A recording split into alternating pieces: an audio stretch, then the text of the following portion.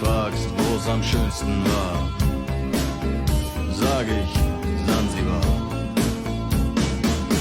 Es war eine harte Überfahrt, 10 Wochen nur das Deck geschrubbt. Thanks for watching till the end. Make sure to check out our website at paolongglobal.com to find out more details about our products and news updates, and follow us on social media platforms like Facebook, YouTube, and TikTok.